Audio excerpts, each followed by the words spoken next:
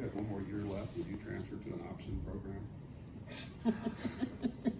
That's surprising. The first time I ever got that question. Yeah, I know. Sometimes I don't know. You got to pull out and just do different things to win games, and this is a tough game to win. So I had to. I mean, that's as open field as anyone in football probably has ever had. So I had no excuses there. So you guys run that occasionally here earlier in the year, but why was that a big part of maybe this game? Yeah, it was the look we were getting. We knew obviously they played one or two coverages and tried to disguise things, but we knew the look we were getting. We knew that play could be useful for us, and so a couple times they just ran out to go get Devin, which I probably would too, and let me just go run.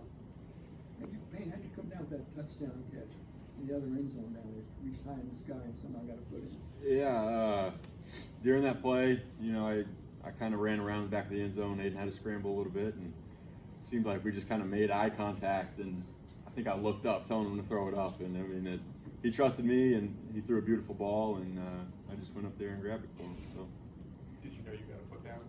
I felt like I did. I tried to get my right foot down because I knew I was spinning towards the back pylon. So I tried, and then I felt it hit. I just had to make sure it hit in. So once I saw the replay, I knew I'd gotten in.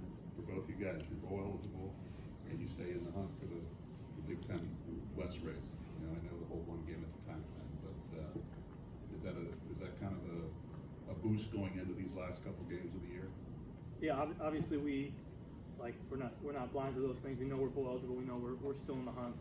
I think the one game at a time thing is more so for us to stay focused, to bring energy and to realize it means nothing if you don't win the next game. And I think Wisconsin and Iowa, we got if we win these games, it could be whatever in the future. So I think the one at a time thing is just a great job of us just focusing on one game at a time and doing our best to do that.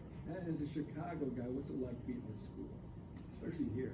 Yeah, it's cool. I have a lot of, and obviously I'm old now, and so most of my friends I went to high school with are out of college, but had a lot of friends and people I knew went here, and so obviously I'm northern suburbs, so it's not too close, but it's in-state Big Ten team, so it's cool to win here.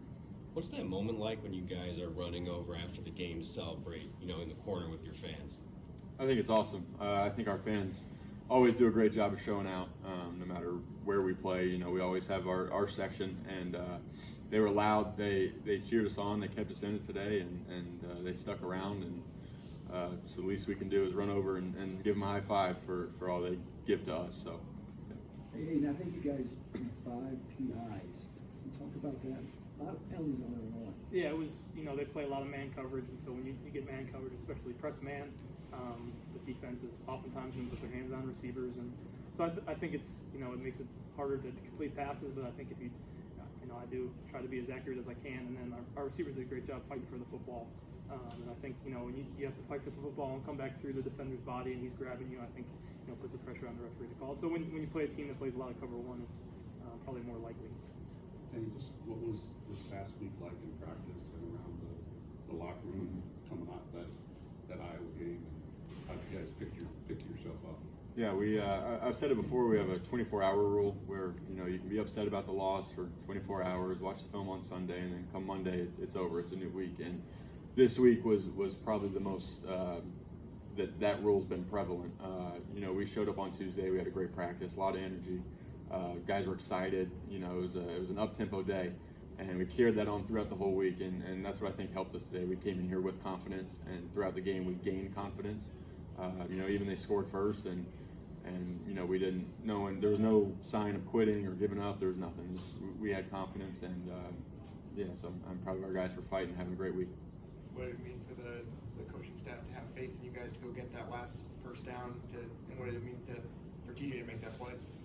Yeah, I think, obviously TJ made a few good plays, and then I think, he would tell you he won a couple back, and I don't always find him when I need to, but I told him after, I threw him a drag route, and he kind of tripped and fell, and I think he was mad at himself, so I just told him to stay in there and come back to you. You're going to have to make a play for us, and it's cool to see that, when I say those things, or when we encourage our teammates, we don't know if it's going to be for sure, but, I meant what I said, and TJ obviously stayed up, worked super hard in practice. You got asking about the team. He's lively, super fun to be around, great teammate, so super proud of him. Payne, when you went for that hurdle, do you know you were going over two guys, or were you just looking at the one? I saw them both, and I didn't really know what to do. I ran out of options.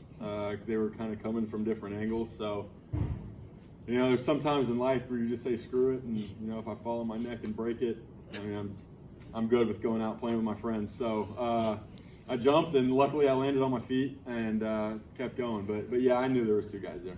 Now, did you stay up through that first tackle, or were you down after the first one? He like kind of rolled me, and I felt like I was on top of him. I didn't really feel any part of my body touch the ground, so I just kept running, and they didn't blow the whistle. So, Aidan, what's it like to have, you know, guys like Payne and TJ step up today? You know, Illinois is really focused on Charlie. How big was that for you guys to have them step up? Yeah, it's you know, not surprising for us. We see him, you know, make plays in practice, and obviously Charlie's been a focal point of our offense, and obviously made some good plays today. But it's TJ, Rashawn, Abdur was out there, Deion Burks, Tyrone Tracy, Payne, Paul. So it's a whole crew of guys that, you know, we rely on to make plays. And, just work hard and try to be in the right spot. Anything else? All right, thanks guys. Thank you, guys. Thank you.